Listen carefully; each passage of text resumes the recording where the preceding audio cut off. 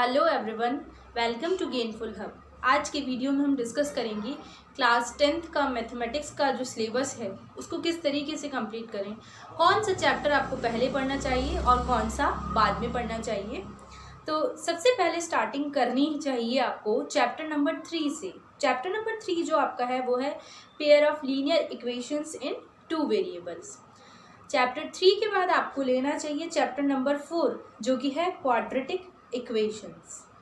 Next इसके बाद आपको करना चाहिए चैप्टर नंबर 7 जो कि है कोऑर्डिनेट ज्योमेट्री।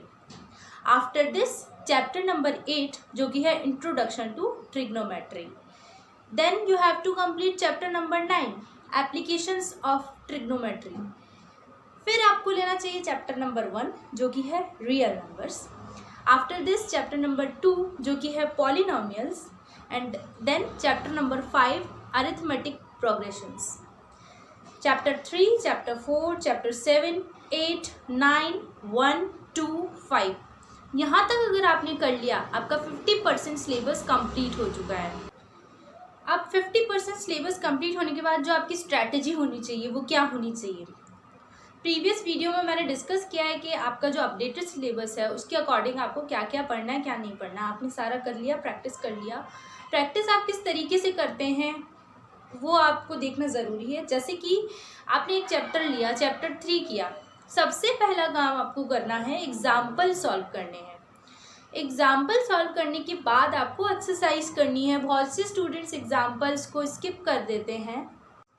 आपने एग्जाम्पल्स कर लिए, फिर आपने एक्सरसाइज कंप्लीट कर ली, फिर उसके बाद आप उस चैप्टर को आज ही, जैसे आज आपने अगर उसका जितना भी पार्ट कंप्लीट किया है तो रात में जब आप उसको रिवाइज कर रहे होंगे तो आपको उसी चैप्टर के सारे क्वेश्चंस जितने भी किए हैं उनको वापस से एक बार पेपर पेन लेके नोट करके मतलब सॉल्व करने सारे क्वेश्चंस।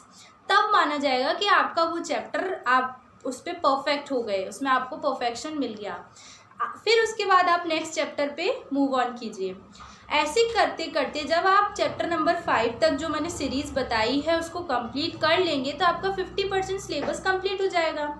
जब आपका 50% सिलेबस कंप्लीट हो गया तो आपको क्या करना है, प्रीवियस ईयर पेपर उठाने हैं। प्रीवियस ईयर पेपर में जो 50% यानी जितने चैप्टर्स आपने अभी तक पढ़े हैं ना वही क्वेश्चन आपको इतना समझ में आने लग जाएगा कि ये क्वेश्चन किस चैप्टर से आया है। आप उसको सॉल्व करेंगे, टाइमर लगाएंगे। आप ये देखेंगे कि आप जैसे एक पेपर उठाया, लेट अस सपोज 2018 का, 2018 के सिलेबस पेपर में से जैसे 36 क्वेश्चंस हैं, 50% आपने कंप्लीट किया है तो एटलीस्ट आपको 18 क्वेश्चंस तो करने आने चाहिए। 18 क्वेश्चंस उसी टॉपिक्स में से होंगे ना, 50% किया है तो वो करे आपने, तो आपको अंदाज़ा लग जाएगा कि आपकी स्पीड, क्योंकि स्पीड मैटर करती है। हमको सब कुछ आता है बट हमारी स्पीड वहाँ पर क्या हो जाती है, वेरी कर जाती है, जिसकी वजह से बहुत सारे स्टूडेंट्स के साथ ये प्रॉब्लम होती है कि उनका बहुत सारा क्वेश्चंस आते हुए भी छूट जाता है।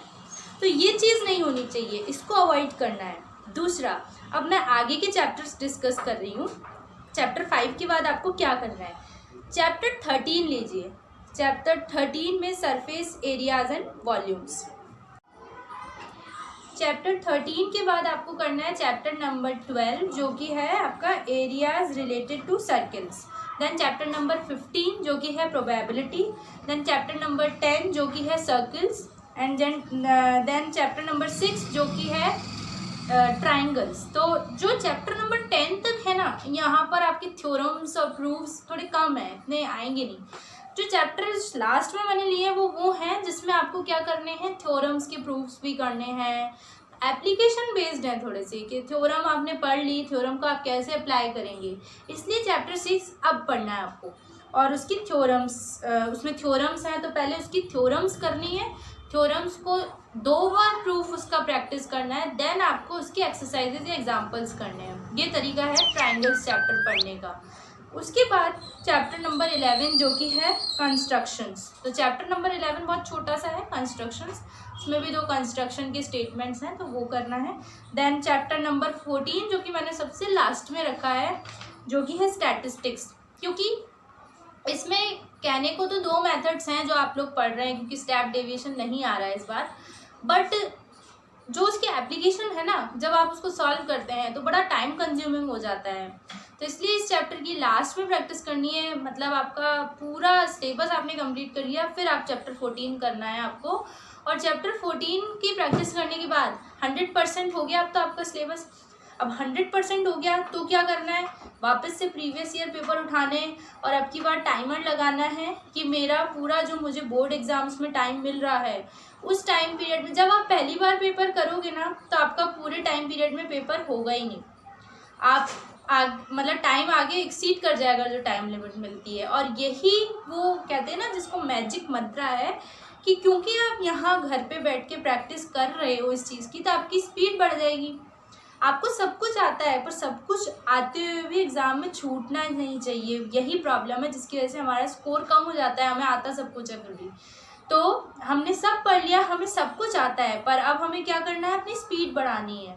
आपके पास हार्डली 1 मंथ बचा है एग्ज़ाम्स आने में, तो प्लीज़ मैथ्स की प्रैक्टिस इस तरीके से कीजिए जैसा मैंने बताया है। एग्जाम्पल्स को सॉल्व करने के बाद उसकी एक्सरसाइज, अगर आपके पास थ्योरम्स वगैरह हैं तो थ्योरम्स के प्रूफ 2 बार प्रैक्टिस करने हैं, फिर उसके क्वेश्चंस करने हैं। इस तरीके से अगर आप मैथ्स की प्रैक्टिस करेंगे तो आई होप आप लोग जितना स्कोर करना चाहते हैं अपना उतना बेस्ट स्कोर कर पाएंगे एग्जामिनेशंस में। एंड आई होप कि आप लोगों के लिए ये हेल्पफुल रहा होगा। कोई भी आपके सजेशंस हों तो प्लीज़ मुझे कमेंट बॉक्स में बताइएगा।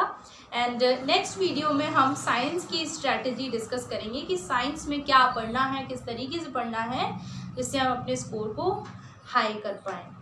Thank you so much for watching my video and stay tuned with my channel. Thanks.